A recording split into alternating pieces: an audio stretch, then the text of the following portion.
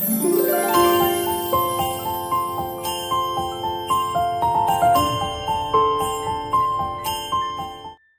श्री कृष्णा, राधे राधे। स्वागत है आप सबका आपके अपने YouTube चैनल धर्म की बात पर। आज हम बात करेंगे करवा चौथ व्रत में सुनी जाने वाली पौराणिक कथा की। वैसे तो करवा चौथ के व्रत में 4 कथाओं का श्रवण किया जाता है। आज हम करवा चौथ की पहली कथा गणेश जी की कथा से आरंभ करेंगे। ये कथा इस प्रकार है। पौराणिक कथाओं के अनुसार एक साहूकार था, उसके 7 बेटे और 1 बेटी थी। करवा चौथ के व्रत के दिन सेठानी समेत उनकी 7 बहुएं और उनकी बेटी ने भी चौथ का व्रत रखा था। शाम होते ही जब साहूकार के बेटे भोजन करने को बैठे तो उन्होंने अपनी बहन से भी भोजन करने का आग्रह किया। तब बहन ने बताया कि आज उसका करवा चौथ का व्रत है, वो चंद्रमा निकलने के बाद उन्हें अर्घ्य देकर ही पूजा करके कुछ खाएगी। भाइयों से बहन को भूखा देखा नहीं गया। उन्होंने आपस में कुछ मंत्रणा की और सबसे छोटे भाई को नगर के बाहर भेज दिया। सबसे छोटे भाई ने नगर के बाहर एक दीपक जलाकर उसे छलनी में लगा दिया और ऊंचे पेड़ पर चढ़कर उसे आसमान में दिखाने लगा। इधर घर पर रुके हुए भाइयों ने बहन से हर्ष और उल्लास से चिल्लाते हुए कहा, बहन चांद निकल आया, तुम अर्घ्य देकर जल्दी से खाना खा लो। बहन ने देखा तो आसमान में उसे सच में चंद्रमा की ही छवि प्रतीत हुई। पर उसने जैसे ही चंद्रमा को देखा उसने अपनी भाभियों को भी बुलाया कि आओ तुम भी हमारे साथ अर्घ्य दे लो और तुम भी अपने व्रत का पालन करो। भाभियों को अपने पतियों की करतूत पता थी। उन्होंने अपनी नंद को रोका और कहा, बाई जी आप अर्घ्य न दो, ये चंद्रमा नहीं है, ये आपके भाइयों का प्रेम है। वे छलनी में से दिया दिखा रहे हैं, ये चंद्रमा की रोशनी नहीं है। परंतु बहन ने अपने भाइयों की बात को सच मानते हुए उसी छलनी के दिए को चंद्रमा समझकर अर्घ्य देकर अपने व्रत का पालन कर लिया। जैसे ही वो खाना खाने बैठी वैसे ही उसके ससुराल से उसके पति के बहुत अधिक बीमार होने की खबर आ गई। बहन रोती हुई विलाप करती हुई थक हार कर अचेत होकर गिर पड़ी। फिर चेतना खुलने पर बहुत शोक करने लगी। तब उसे उसकी भाभियों ने सच का पूरा वृत्तांत बताया। ये जानकर उसे बहुत दुख हुआ और उसके भाइयों ने भी उससे क्षमा मांगी। फिर उसने साल भर की चतुर्थी की पूरे मन और श्रद्धा से पूजा करी, व्रत किया तथा जब वर्ष भर बाद करवा चौथ का व्रत पुनः आया उस दिन उसने निर्जला व्रत रखा और पूरी श्रद्धा भक्ति से माता की पूजा और अर्चना करी। इसके बाद माता पार्वती और भगवान गणेश उस पर प्रसन्न हुए, उसके पति को जीवन दान दिया तथा आरोग्य होने का वरदान प्रदान किया। हे माता, हे भगवान गणेश, जैसे आपने उस प्यारी बहन को सारा सुख और पति का साथ दिया उसी प्रकार हर सुहागन को अपना यह आशीर्वाद प्रदान करें। बोलिए पार्वती माता की जय, चौथ माता की जय, गणेश भगवान की जय। जय श्री कृष्णा। जय श्री कृष्णा, राधे राधे।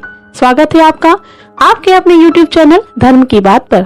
आज हम सुनने जा रहे हैं करवा चौथ के व्रत में सुनी जाने वाली गणेश भगवान की कथा।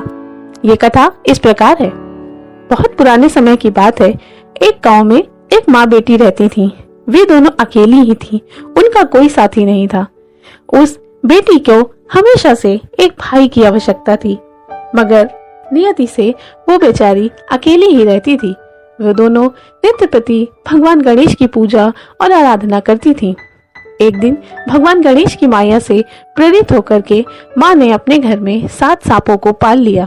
वो उन्हें हमेशा एक टोकरी के नीचे ढक कर रखती थी। बेटी को ये बात पता नहीं थी। एक दिन माँ को किसी काम से घर से बाहर जाना पड़ा।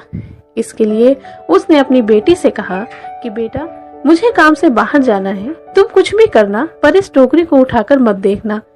बेटी ने माँ के सामने हाँ में हाँ मिला दी, मगर जैसे ही माँ घर से बाहर निकली बेटी का कौतूहल उसे रोक न सका और उसने उस टोकरी को उठाकर देख लिया। जैसे ही टोकरी खुली 7 सांप यहाँ वहाँ भागने लगे और वो घबरा कर उसने टोकरी वहीं ढक दी। एक सांप की इसी कारण से पूंछ कट गई और बाकी के सभी सांप उसे बड़वा बड़वा कहकर बुलाने लगे। अब तो वह सांप इतना क्रोधित हो गया कि उसने उस लड़की को डसने का निश्चय कर लिया। इधर वो लड़की मारे डर के भगवान गणेश का नाम लेकर के उनका ही जाप करने लगी और जैसे ही उसकी माँ घर वापस आई, उसने घबराकर भागते भागते अपनी माँ को सारा वृत्तांत बता दिया। माँ ने जब ये सुना तो उसने भगवान गणेश को याद किया और उन सांप को अपने पास बुलाया और कहा, देखो मेरी ये बेटी अकेली है, तुम सातों इस घर में रहते हो, तुम सब इसके भाई समान हो, इसलिए ये छोटी है तुमसे, इसे इसकी गलती के लिए माफ कर दो और अपनी बहन समझकर इसे क्षमा कर दो। वो सांप इस बात पर राजी हो गया। गणेश भगवान की कृपा से वो लड़की जब बड़ी हुई तब उसकी शादी हुई और शादी के बाद जब ससुराल में उसकी पहली करवा चौथ आई तब वो उदास होकर एक किनारे चुपचाप बैठी हुई थी, क्योंकि उसके ससुराल में उसकी जेठानी, देवरानी सबके मायके से करवा चौथ का सामान लेकर उनके भाई आ रहे थे, मगर वो बेचारी जानती थी कि मेरे ससुराल से, मेरे मायके से ये सामान लेकर आने वाला कौन है। भगवान गणेश को याद करती हुई वो एक किनारे बैठी आंसू बहा रही थी। इतने में उसके दरवाजे पर एक दस्तक हुई। उसने जाकर देखा तो वही बड़वा सांप जिसकी पूंछ उसने बचपन में काट दी थी, वो उसका करवा चौथ का सारा सामान अपने साथ लेकर के आया था। ये देखकर उसे बहुत खुशी हुई और उसने भगवान गणेश और उस सांप को धन्यवाद किया और कहा कि हे भैया, तुमने मेरी लाज रख ली और साथ ही साथ तुमने भगवान गणेश का भी मान रखा है। आज से तुम मुझे सबसे प्रिय भाई हो। इतना कहकर उसने अपने भाई को एक कटोरे में दूध रखकर पिलाया। तब भाई ने कहा, जाओ बहन, अपनी पूजा पूरी करो और सदा सुहागन रहो। हे गणेश भगवान, जैसे आपने माई की बिटिया को भाई का प्यार और सदा सुहागन रहने का वरदान दिया, उसी प्रकार कथा कहने वाले, सुनने वाले और होकारा भरने वालों को भी देना, सबके घर भरना और सबको सुख समृद्धि देना। बोलिए करवा मैया की जय, गणेश भगवान की जय। बोलिए राधे। जय श्री कृष्णा, राधे राधे। स्वागत है आपका आपके अपने YouTube चैनल धर्म की बात पर। आज हम बात करने जा रहे हैं करवा चौथ पर सुनी जाने वाली करवा माता की कथा की। करवा माता की कथा इस प्रकार है। पुराणों के अनुसार करवा नाम की एक धोबिन अपने पति के साथ तुंगभद्रा नदी के किनारे एक गांव में रहती थी। उसका पति बहुत ही बूढ़ा और निर्बल था। एक दिन जब वह नदी के किनारे कपड़े धो रहा था तब वहां एक मगरमच्छ आया और धोबी के पैर अपने दांतों में दबाकर यमलोक की ओर ले जाने लगा।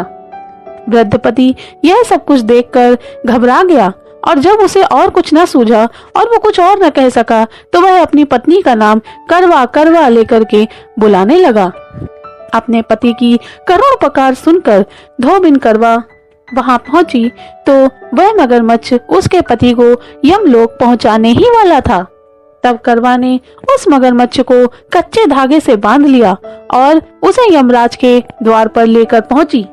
उसने यमराज से अपने पति की रक्षा की गुहार लगाई और साथ ही यह भी कहा कि इस मगरमच्छ को उसके इस कृत्य का कठिन से कठिन दंड दिया जाए और बोली, हे भगवान, इस मगरमच्छ ने मेरे पति के पैर पकड़ लिए हैं, इसलिए कृपा करके आप इसे इसके इस कृत्य के दंड स्वरूप नरक में भेज दें।